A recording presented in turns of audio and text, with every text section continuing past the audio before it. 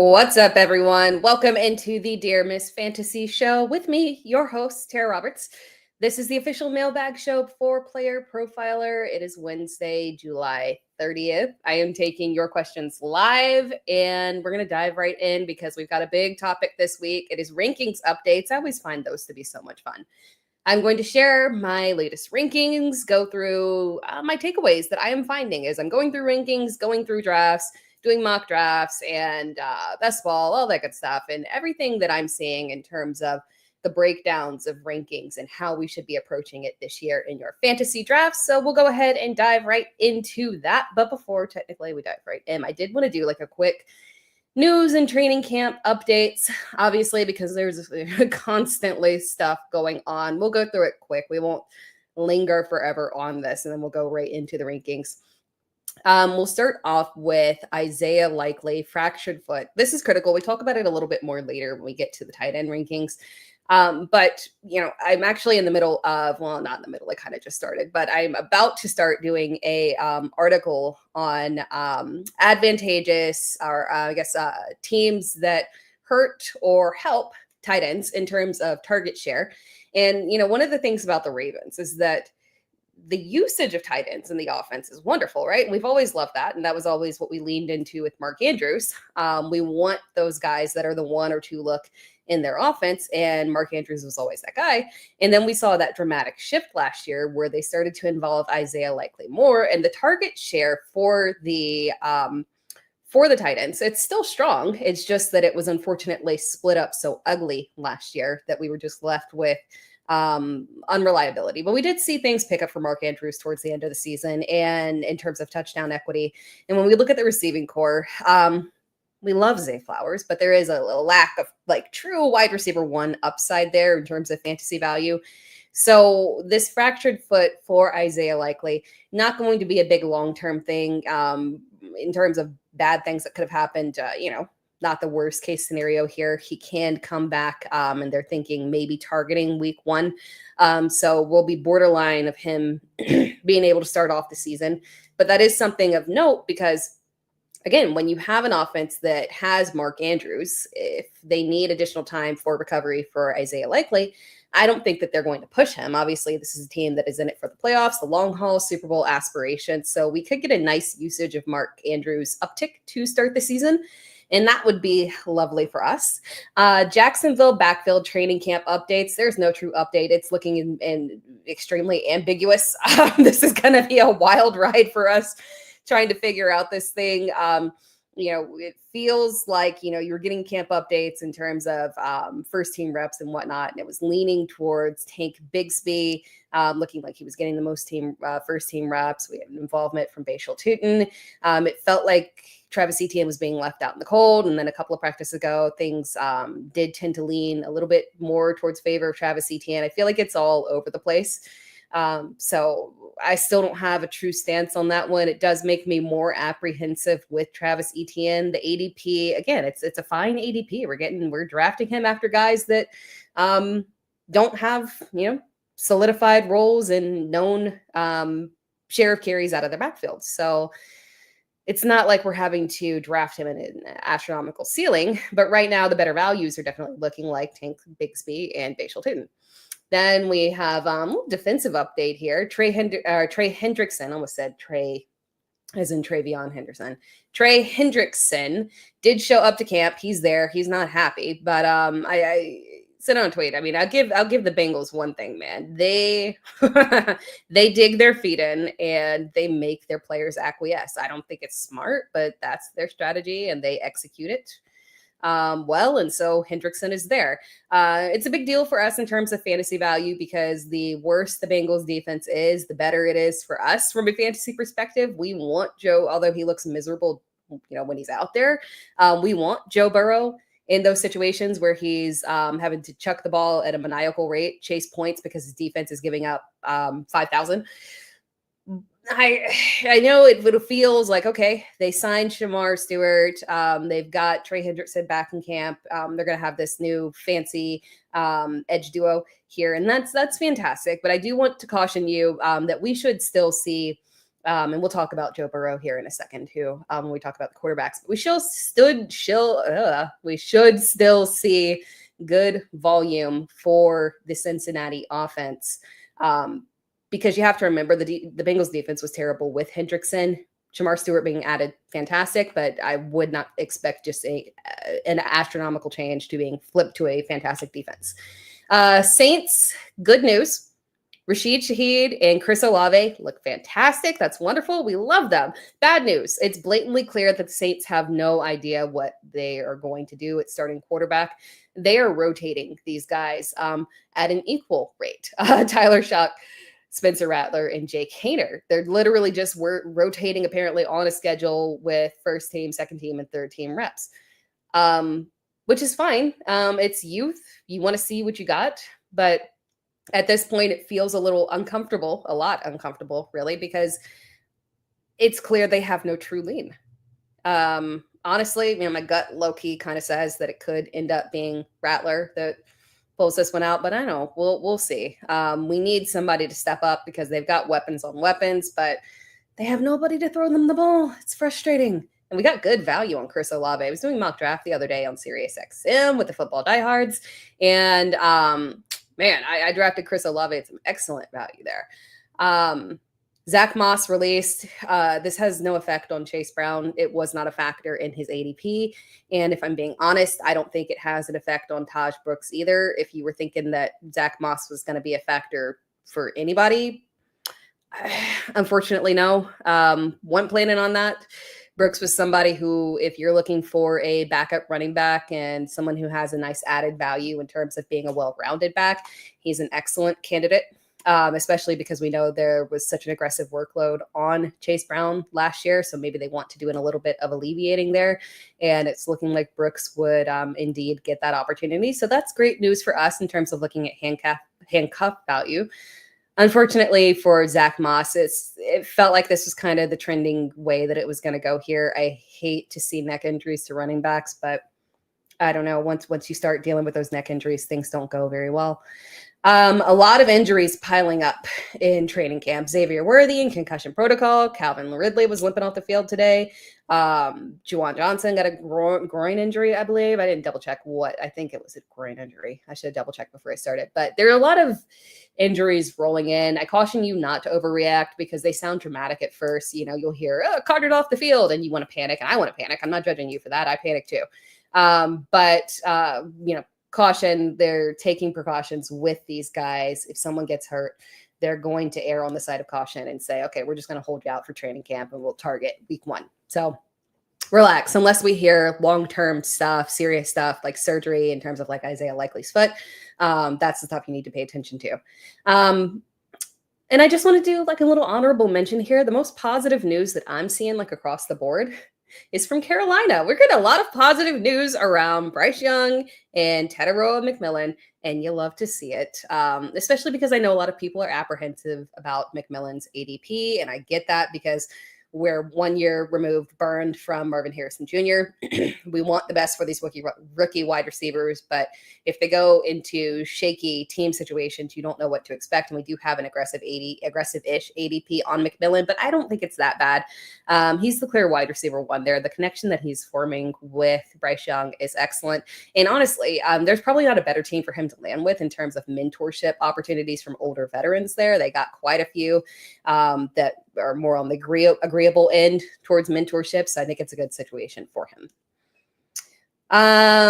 Let's dive into the rankings here. And actually, before we dive into the rankings, because we're gonna start really rolling here, I am going to go ahead and we'll hear a little word from our sponsors right here, because we got a lot to talk about in terms of quarterbacks, in terms of guys like Joe Burrow. And I know that our sponsor here can help you with anything you have with that.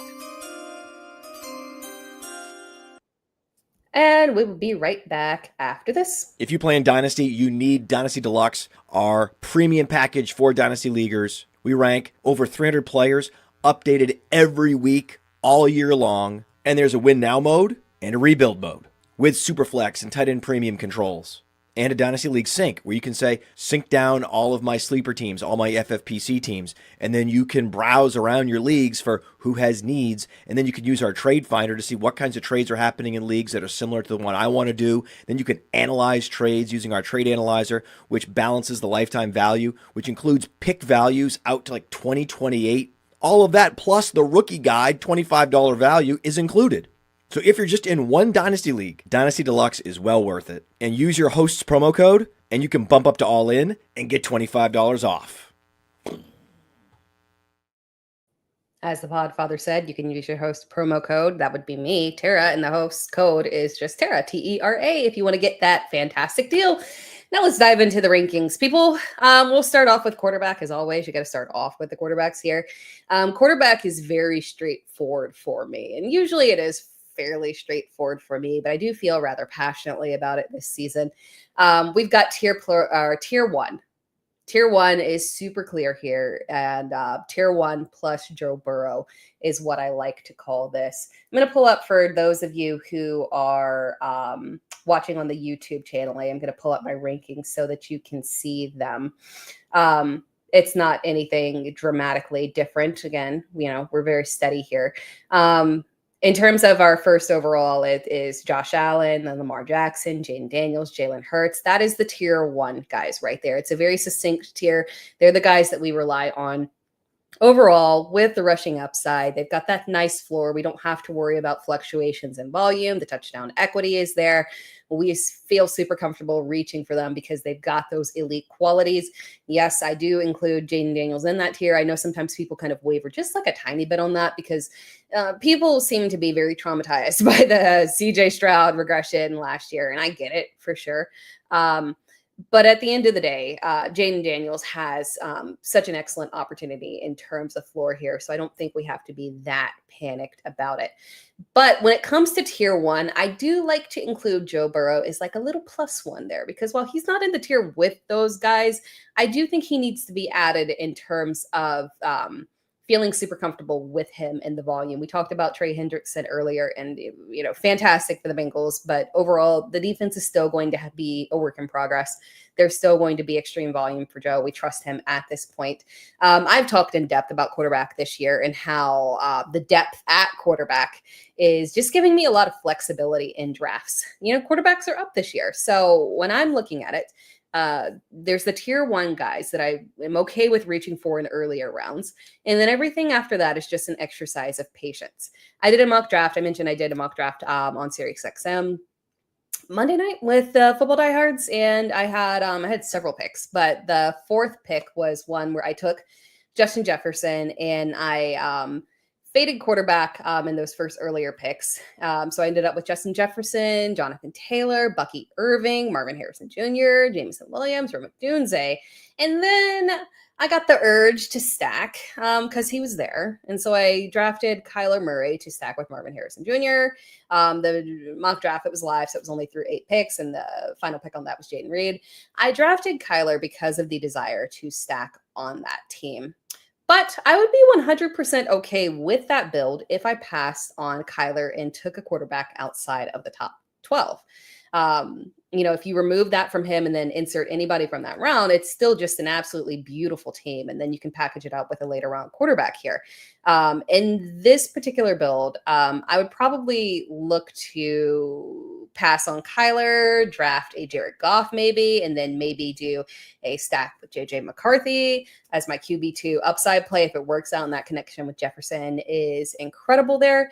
Just because I've talked about McCarthy and the opportunity he has within Kevin O'Connell's offense in the past, and I really do like leaning into the upside and the stability that is offered by that Minnesota offense. Very quarterback friendly. It's no surprise that guys just be having career years up there in Minnesota in that system. And I think we can expect a lot of positive things from JJ McCarthy this year.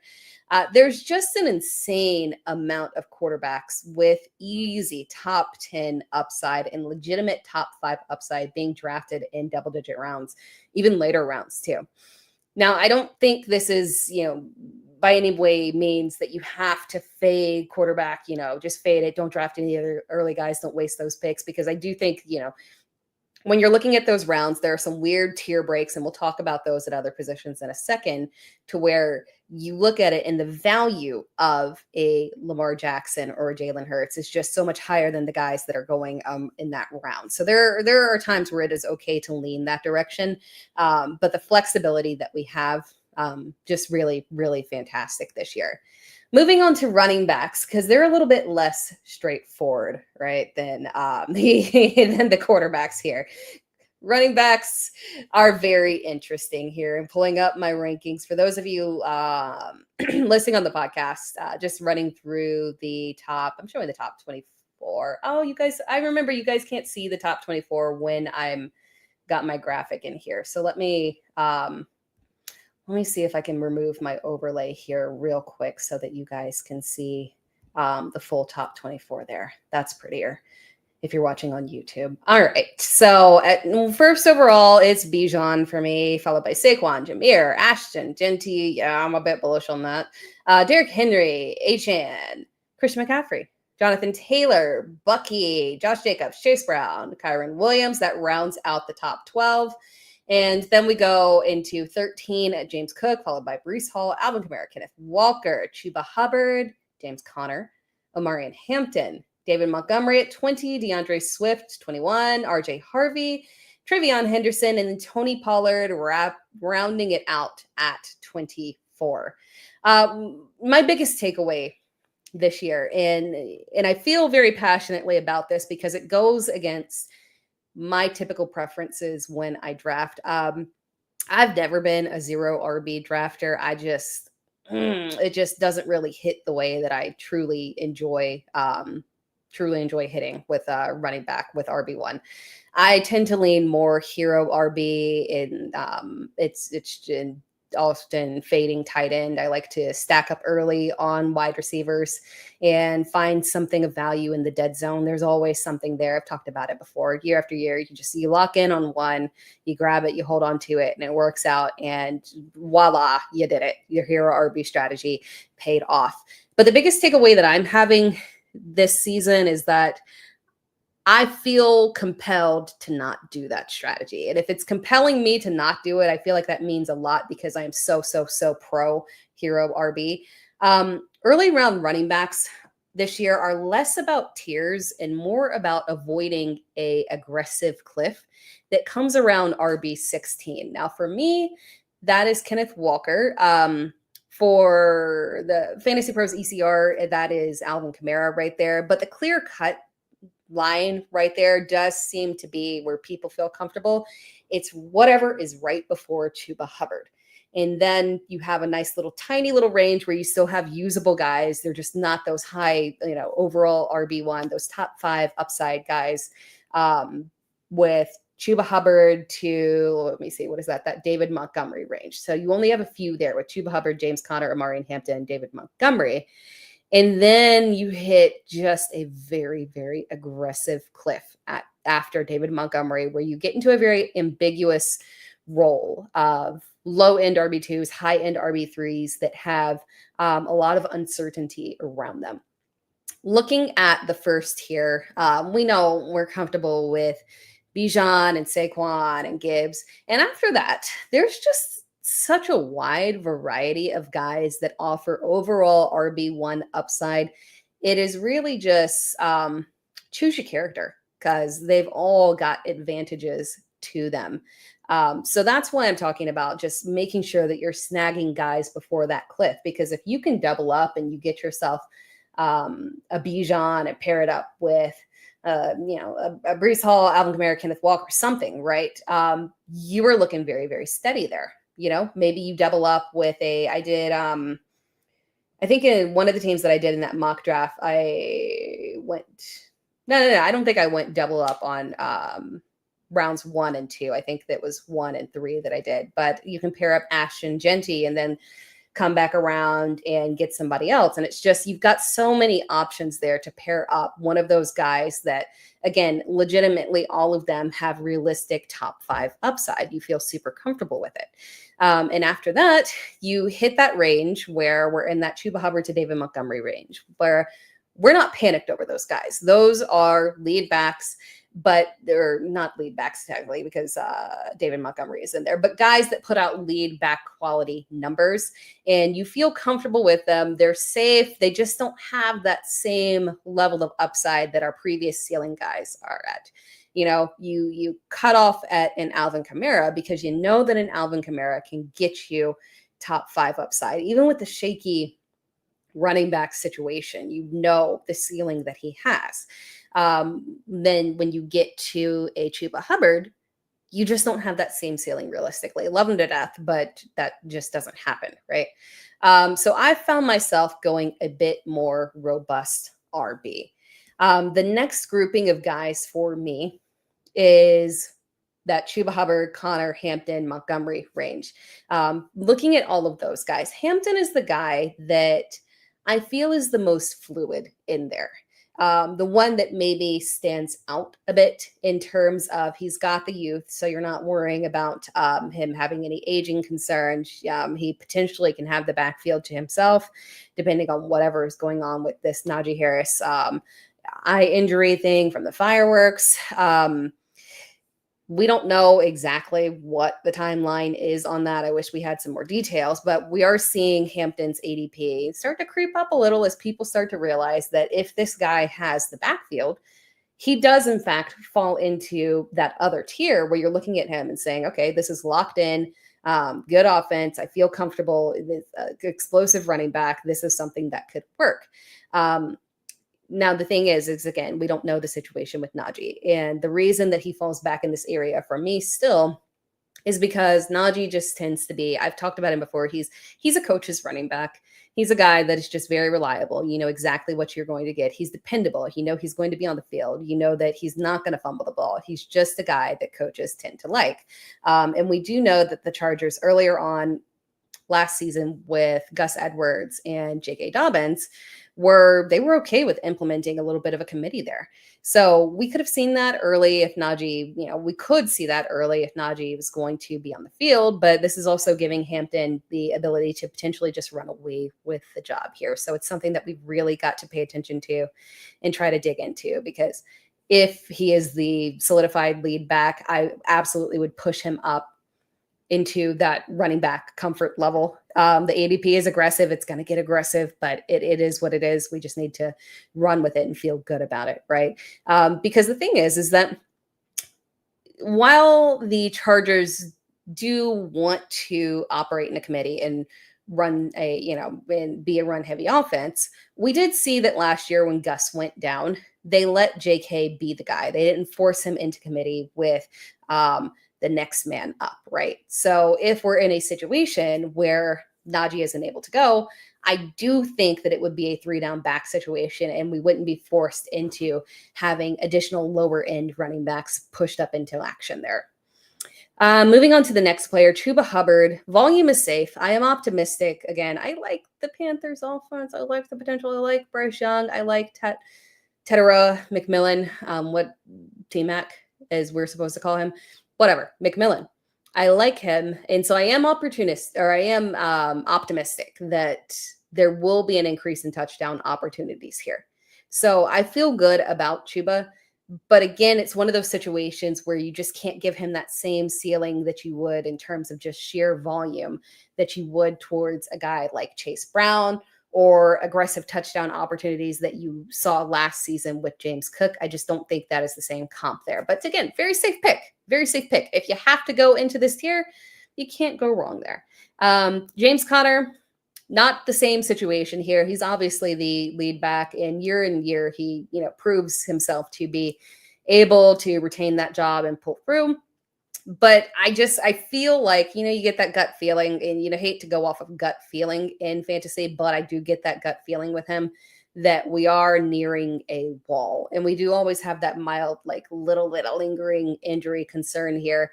And I can't help but feel like if we were to hit kind of a cliff midseason, that it would get shaky in terms of maybe seeing more action from Trey Benson. take that for what it's worth. And then David Montgomery, no explanation needed on that one. There's the Gibbs factor. Although it is critical to note that we do have an offensive coordinator change here. And I am not panicked about the offensive coordinator change. I know that has adjusted, and we'll talk about it with Amon-Ra St. Brown, but I know that's adjusted how people feel a little bit in terms of the Detroit offense, right? Because you've got the change in offensive coordinator. There's a lot of concern from people around the retirement of Frank Ragnow, but I will say the Lions do seem like they were prepared for that to happen. So I don't think there's a giant gap there. They should still be fine. But when we're looking at that offense and what we're hearing in terms of the direction they could be heading, it does seem like they might be trying to lean into Gibbs a little bit more. Which is why I feel super comfortable with Gibbs as third off the board. You know, I mean, heck, if you feel a little bit wary about Saquon's volume, I don't have an issue with taking Jameer over Saquon, if that's just something, because I know a lot of people have hangups about drafting guys that are coming off of high volume years. I don't. I'm willing to risk it if something happens. It is what it is, and I feel like I can recover. I drafted Christian McCaffrey in some leagues last year. Did in fact recover. You can build from it. It's okay. So I'm fine with that. But if you have an issue with it, you can always go that direction and just make that nice little pivot towards Gibbs and save yourself the trouble of the worry there. But yes, so you kind of see that that's still a range where it's not the tier 1 guys, but it's still a very safe option. But after that, man, I feel super uncomfortable with having the guys that fall from 21 and beyond as my RB2. You're sitting there with a hope and a prayer, right? There's a clear secondary cutoff here, starting with DeAndre Swift. Then, you see RJ Harvey, Travion Henderson, these rookie running backs in situations that are absolutely more ambiguous than the Amarian Hampton situation. Tony Pollard, a guy that has it worked out in terms of sheer volume last year when Tajay Spears was not involved in the offense and was dealing with injuries and whatnot. But we saw the way that it looks like when Tajay is healthy. It's not a backfield that you particularly want a piece of. And if you want a piece of it, Pollard is not the high upside swing there. Again, with Henderson, Patriots committee, lack of trust there. I will say, and actually I'll go a little bit further on through that because after that it goes to Caleb Johnson for me and Aaron Jones. Actually, Aaron Jones I think is before Caleb Johnson in my rankings. But with Aaron Jones, I have an extreme level of discomfort with him. If I could move him further down in the rankings and justify it, I would. The only saving grace he has, particularly maybe if we see, because there's some early down work alleviated from him, maybe we get an increase in production through the air. He's obviously very prolific at that. But we cannot be ignorant to the fact that the Vikings have stated they brought in Jordan Mason to alleviate workload for Aaron Jones. We also saw reports coming out that it's not going to be a 50-50 split, but it's going to be more of a committee than you would like to see there. And when the season is starting off that way, that's already like a giant red flag. It's one thing if Mason were to work if Aaron Jones were to get on the field and he were to struggle at the goal line, and then they decide, okay, I think we need to transition and, start bringing in Jordan Mason to kind of help out here on the goal line. But that's not what's happening. We're getting a message right off the bat that we are going to immediately have this usage from Jordan Mason. It makes me panic over Aaron Jones. Then we have Caleb Johnson in the mix, who, by the way, I will misspeak time and time again this season and say Caleb Johnson and Caleb Williams interchangeably, because that is the most commonly that's super common, like super close common names there. And I'm gonna mess it up. So I'm just telling you in advance there. Caleb Johnson with Pittsburgh. Are we really trusting Arthur Smith? We saw that they were running a formation where they did not have any running backs on the field. They had 4 tight ends on the field with Jonnu Smith in the backfield. That's fun. But from a fantasy perspective, it does make you a wee bit concerned and remind you that this is Arthur Smith. And he does tend to get a little bit creative, and he is not super reliable. Okay. So just that one worries me a little bit. The only saving grace we get there is that we've seen Warren fail to upend Najee Harris for years. Caleb Johnson brings a bit more not a bit more, quite more, he brings more explosion into this offense. So realistically, he could take that job away. It's just a matter of how much we trust Arthur Smith. Then we have Joe Mixon dealing with injury. The one guy here that does really intrigue me a lot is RJ Harvey. I am more bullish on him than most people because I am optimistic, and it sucks to be optimistic about a Sean Payton backfield. But if it helps, I had no optimism in it last year, not a single share of that hotness. Yeah, no, that was a disaster coming from a mile away. But when we look at the quality of backs that they have in this offense now with J.K. Dobbins and R.J. Harvey, the offensive line is just, we'll talk actually about this later because we have an offensive line mailbag question, but the offensive line trajectory is very high this year. It should be one of the best in the league. So, I can see a reality where both of these guys are thriving. Some people seem like they're panicking over the fact that we're getting first team reps split between J.K. Dobbins and R.J. Harvey. I would see that as less of a reason to panic and more of a reason to feel optimistic that this is not a situation where Dobbins, who by all means is lead back quality, is coming in here and just pushing Harvey to the back to where it'd be like, oh, he's just, he's back up, maybe a little bit of change of pace there. I feel like they can function well enough in the offense together. And what really helps is that we've heard such an emphasis. So particularly for PPR, we've heard such an emphasis from the Broncos around the pass catching upside that Harvey offers. We know that granted, there are secondary receiving options that I do like in the Broncos offense. And then we have the addition of Evan Ingram as well. But there is a real opportunity here for Harvey to perhaps secure a secondary look behind Cortland Sutton. So just keep your eye peeled on that. Be more optimistic on it. Don't be scared to lean into it. Now, don't draft him as your RB1, but if you're looking for an RB2 with extreme upside, absolutely. I think it's something that we can lean into. And then we get into, as we go further down, we get into true job security issues with Isaiah Pacheco. I know people don't feel like that's a job security thing. It is, unfortunately. It is a job security issue, just from what we're seeing out of training camp and then knowing what we know about the path that happens often with these late round running backs get injured. There's no true commitment there from the team, to be honest. So there's different directions that they could go here. So Pacheco, ETN, we talked about Tyrone Tracy, and that backfield with Cam Scatabo. Javonte Williams, again, we've talked about. Brian Robinson is the only outlier in that grouping that feels like an actual secure pick for me. We do have Austin Eckler that adds in a little bit of workload, and then we have the addition of Deebo Samuel. It'll be interesting to see how they can implement him in the backfield. But Robinson, if you're looking for a safe pick, not every now and then he'll give you RB1 ceiling for sure and pop off just because he has that touchdown equity and can garner yardage as well. But again, overall, somewhat capped on the upside. But that's the only one really in that range that I feel super comfortable. It's not super, mildly comfortable with. I'm going to go to the comments here because we've got quite a few.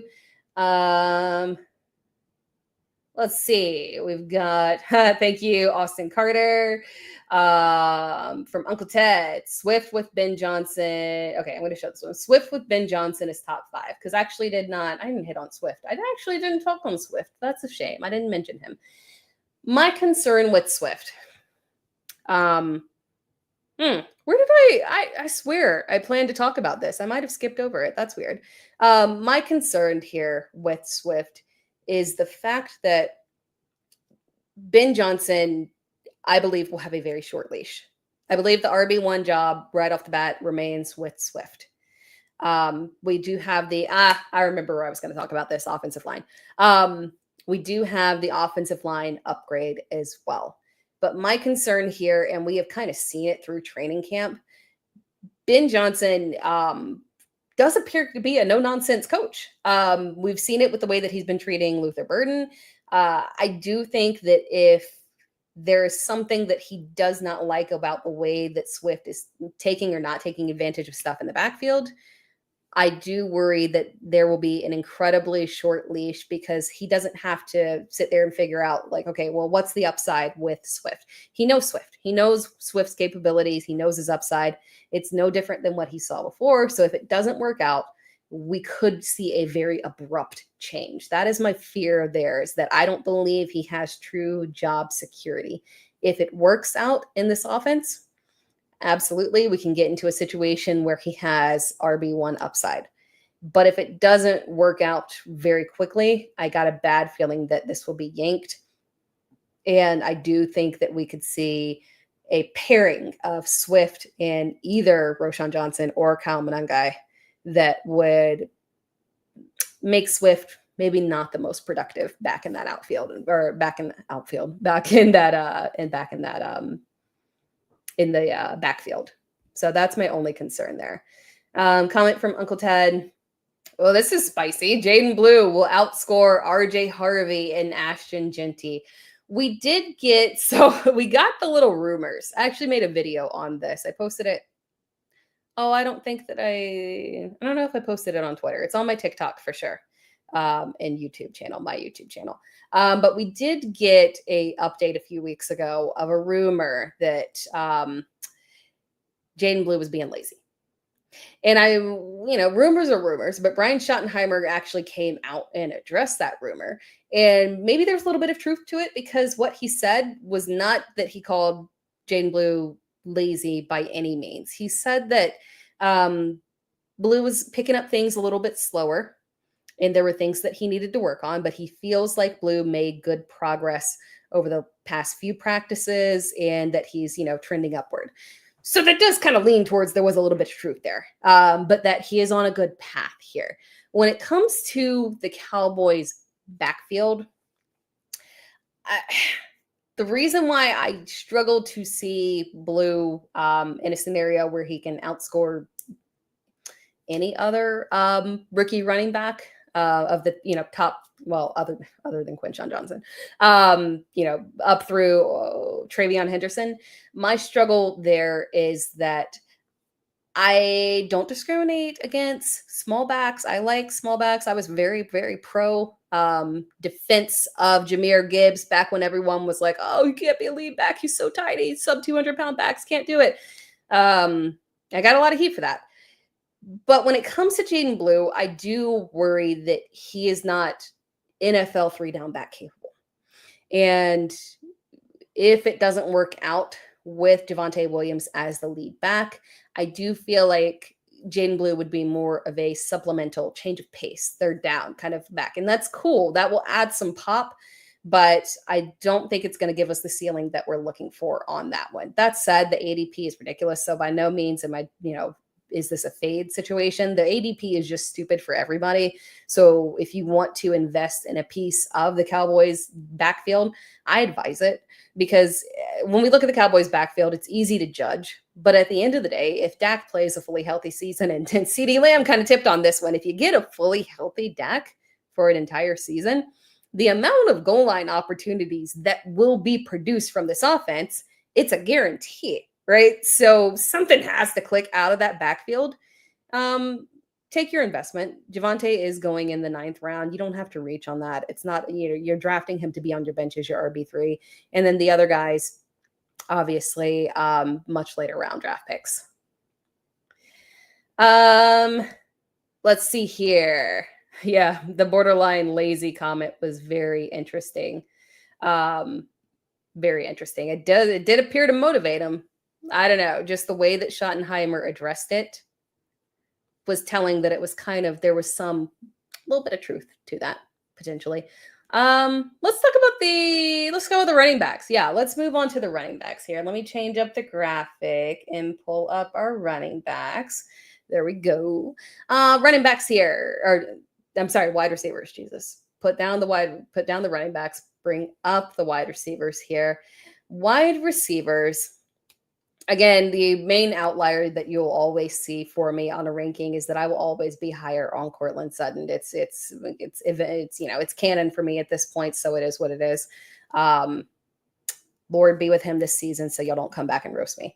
But again, at the top, it's very standard. But I will say, I do think that so the tier breaks are Jamar Chase and Justin Jefferson and CeeDee Lamb. That is what we call tier 1. Then we have a break into tier 2, and that is where the confusion starts to come in. This is where you get Malik Neighbors, Amon-Ra St. Brown, Puka, Nico, and Brian Thomas Jr. And it adds confusion because these are all guys that are arguably guys that you can draft in the first round, right? At the very least, you're drafting them in early second round as you kind of tilt towards the back end there with like a Brian Thomas Jr. There is no grouping that particular grouping right there. There is no grouping at any position that is more confusing to me as a ranker and a drafter. And it's critical because this is your wide receiver 1. This is the guy for you. And my stances on it kind of change on a daily basis. Sheer volume. We'll start off with Malik Neighbors, who I have at 4. And the reason for that, obviously you'll see that consensus is really that Puka Nacua is at 4. He is a little bit lower for me. He's at wide receiver 6. I mean, it's not a drastic drop by any means. I'm not going to go crazy on that one, but we'll talk about my views with Puka in a second and why he's fallen in the rankings for me a tiny bit. But looking at my number 4 there with Malik Neighbors, sheer volume for Malik could be insane. Last year, we saw 170 targets last year delivered by pure trash. Let's not mince words. There was no competition and there was not really much of a run game. And I do think that's going to repeat. I mean, you like Tyrone Tracy Jr. The idea of Scatabo was interesting. But at the end of the day, none of those guys are an Ashton Genty. None of those guys are a Bijan Robinson. So this is an offense where Malik Neighbors is the guy, right? This is his offense. Everything should go through him. My only issue here beyond the glaring quarterback issue is that the schedule for the Giants is just flat out brutal. It's disgusting. It's not right. And if the offensive line can manage to keep Russell Wilson upright, Neighbors could be the overall wide receiver 1. It's realistic in terms of the volume that he's got and the talent. I mean, my God, it's just it's through the roof on another level. But they start off with Washington, and then who by all means has invested in their defense, and they have a defensive head coach, so we should see a different Washington defense this year, a little bit improved.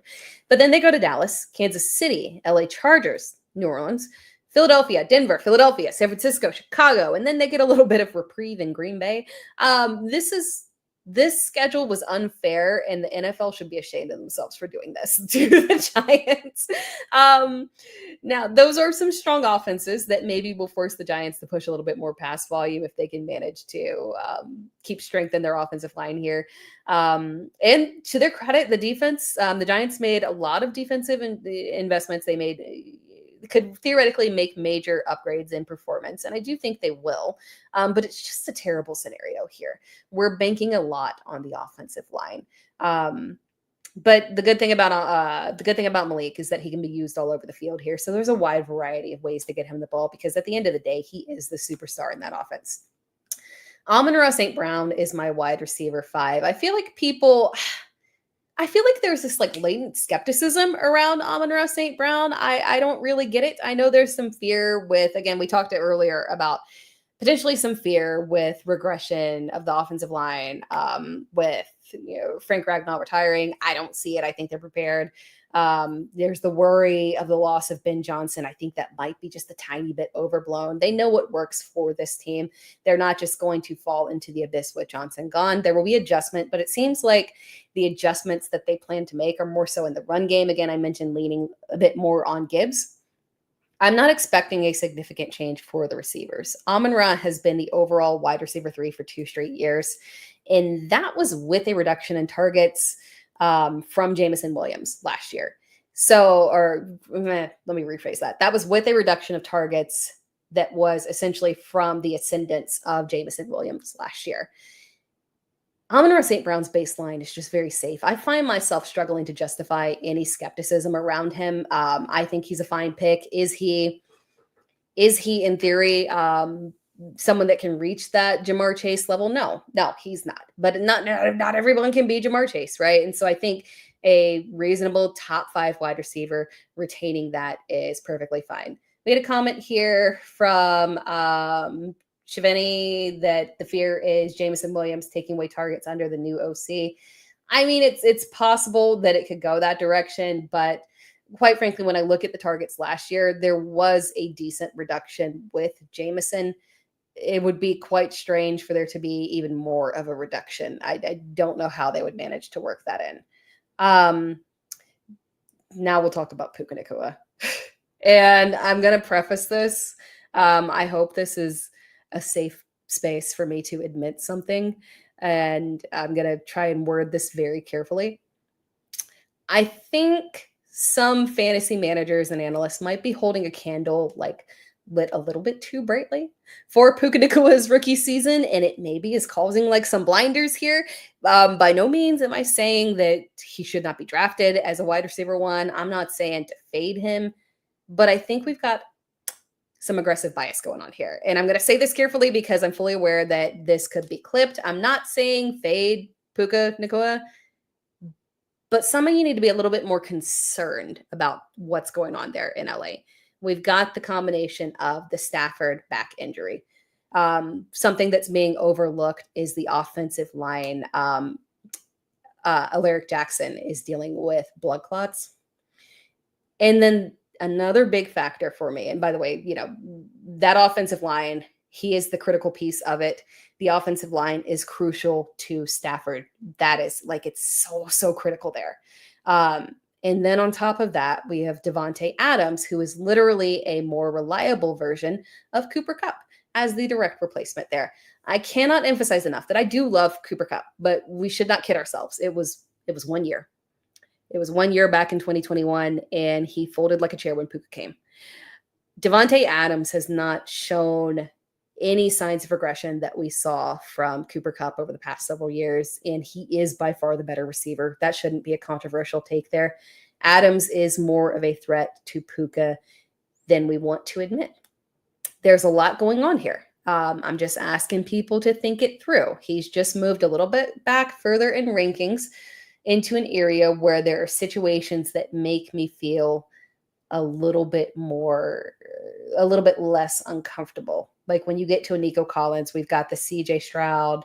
And then we get to the Nico Collins, we've got that CJ Stroud offensive line concern. We get to Brian Thomas, you've obviously got the mild concerns of what the implementation of Travis Hunter is. Can we rely on Trevor Lawrence, right? That one is interesting, right? I trust Nico Collins. Sheer volume should get him there. Love Christian Kirk. I don't think it's a major thing that should take away from him. He's a rather safe pick.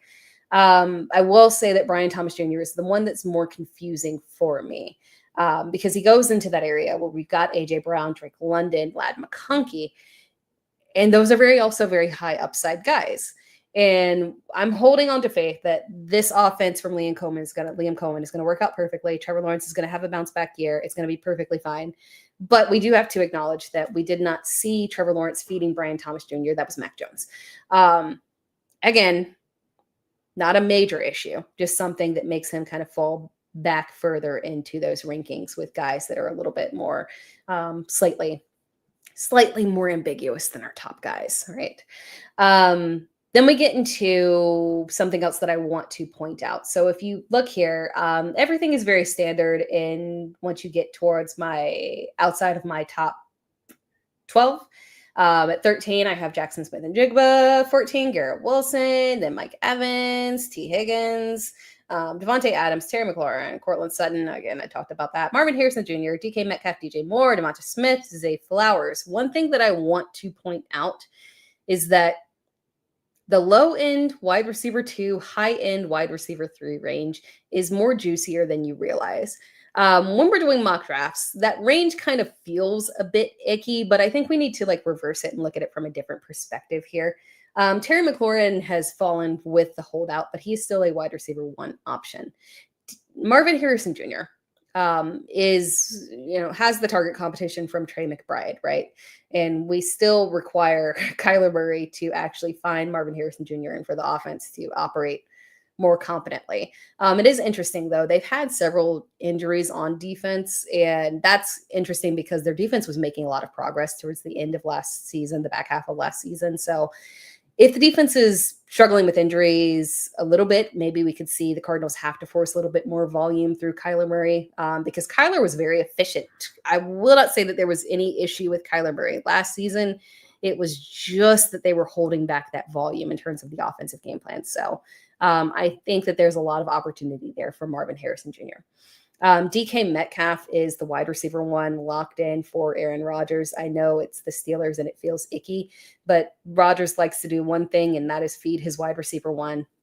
We talked about Sutton, Calvin Ridley. I have him ranked higher, but Sutton is actually more typically ranked a lower end wide receiver 2. Then we have Calvin Ridley. Again, the Titans offense, obviously a wee bit of an issue there, but Ridley is the wide receiver 1. It's not a competition with anybody else. Yeah, it's a very interesting range there. I talked about Tet McMillan as well. These are all guys that are being drafted in that lower end wide receiver 2, higher end wide receiver 3 range.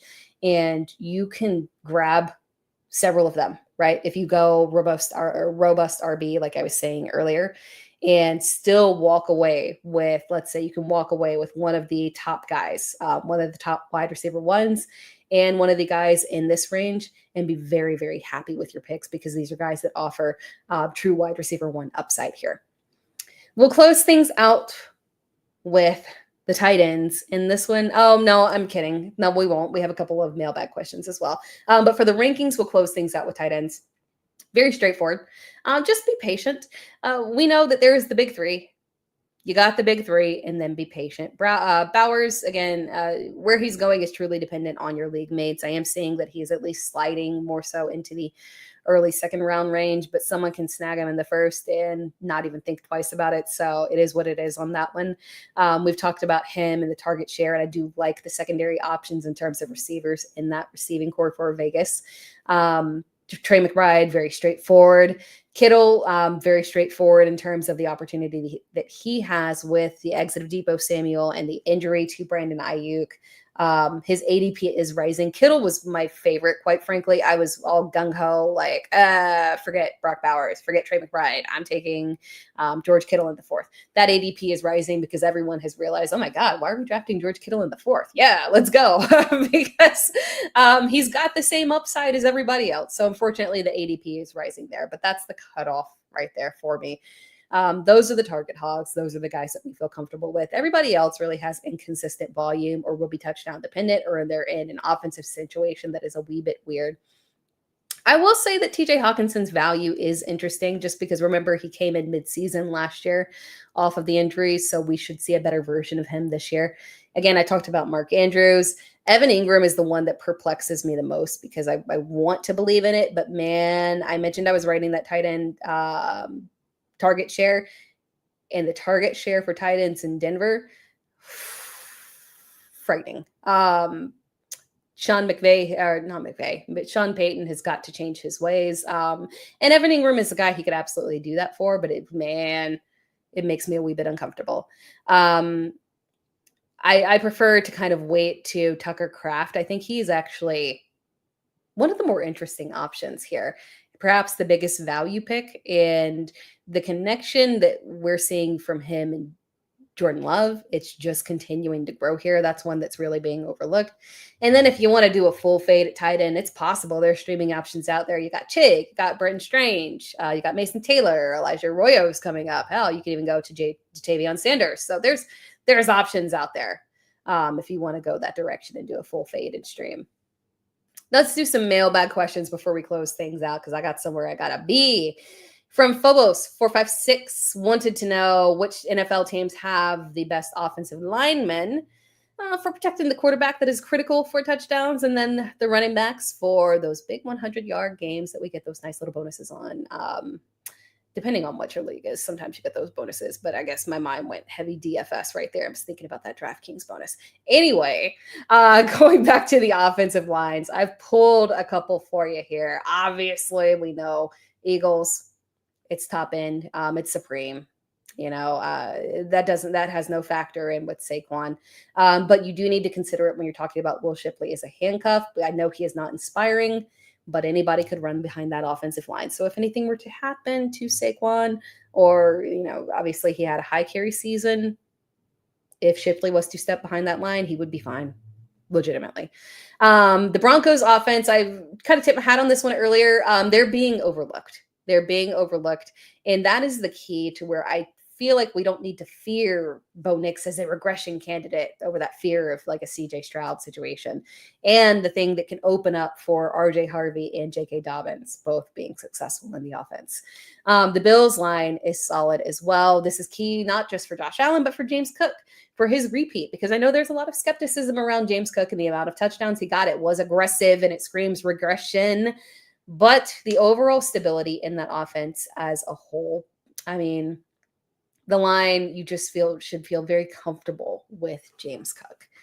Indianapolis is one that's going very overlooked, and this is critical. And very interesting because Indianapolis lost starters, but they were very well prepared for it. And oddly enough, they're set up for success in 2025. It's key for both Jaden Daniels and Daniel Jones and Anthony Richardson and Jonathan Taylor in particular. LA Chargers obviously is another one. They just give a nice payday to one of their linemen. This is another one that can help us lean into that comfort of Justin Herbert being very efficient behind an excellent line with his volume. And then Amari and Hampton, we talked about earlier as well. One that I put a little asterisk on here is the Bears offensive line. It's consistently one that people tend to rate one of the higher because of the moves they made in the offseason and free agency. I'm adding the asterisk because I am a wee bit skeptical of what can happen when you fill your offensive line through free agency with older veterans. Ask the Jets how that goes. It didn't go well for them last year, and they had to unfortunately rebuild through youth. The line will either be a massive hit in Chicago and maybe finish second overall behind Philly, or it will be wildly disappointing for the cost and investment that they spent into it. The line has to improve for Caleb Williams' sake and for DeAndre Swift to retain his job as well. And then I wanted to throw in the Jets as an honorable mention here. I mentioned them because I think the adjustments that they had made to their line, which was a major problem last year, the adjustments that they have made and the investments have gone overlooked. The value that they bring in this could, because there's a lot of youth there, this could be something that has to develop over time. But the adjustments that they made are key to protecting Fields and allowing for the effectiveness of Breece Hall and Braylon Allen. And then I've got the Bucs in there because there's a lot of panic here over the injury to Tristan Wirfs. If he is good to go, we should feel more comfortable with the Bucs offensive line. So monitor that one. That one is key. His availability for early season, it's up in the air right now. And then one more question here from Cougar 6566. Tara, if you are doing just a rookie draft, would you order a quick top 10 PPR link? Thank you. Yes. Genty, consensus number 1. No drama there. Hampton at 2. Things get a lot easier with the injury to Najee Harris. I think this is very much consensus as well. I'm doing 1 QB, not superflex, but quite frankly, as I said that, I was like, doesn't really matter. Because Cam Ward tends to be danced around in terms of going superflex league drafts as well at rookie. So it is what it is. But then we've got at 3, I have Travis Hunter. I have a little bit more faith here than others. I do think he is a phenomenal, gifted athlete. He's looked tremendous at receiver in training camp. I fully understand the skepticism around the fact that he so vocally wants to play every single snap, and that is outrageous. But if there's somebody that can do it, it is him. So yes, I like the long-term investment there still in Dynasty. At 4, I have Tera McMillan. I truly believe in him again with Bryce Young. 5, I have Travion Henderson. It is very close between him and number 6, which is Emeka Egbuka. I do lean a little bit towards Travion, but it goes back and forth there. You could argue Emeka over that. It's like a slim margin there. The thing that I like with Emeka is I do think we're getting a bargain that will pay off very, very soon in the near future. After that, I have RJ Harvey. Again, I am more bullish on Harvey, particularly in Dynasty. I think people are waving a little bit because obviously the long-term knock is age. I think we covet youth a bit too much when you consider the window for running backs is very shorter and the window for a contender is very, very short as well. If you're looking at a 3-year window, RJ Harvey is not going to age out of the bracket in that manner. And I do think his skill set, particularly for PPR, is just fantastic. Tyler Warren, I have after that. I lean Warren over Loveland. I do.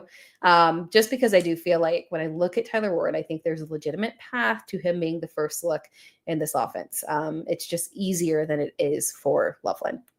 Then I have Caleb Johnson.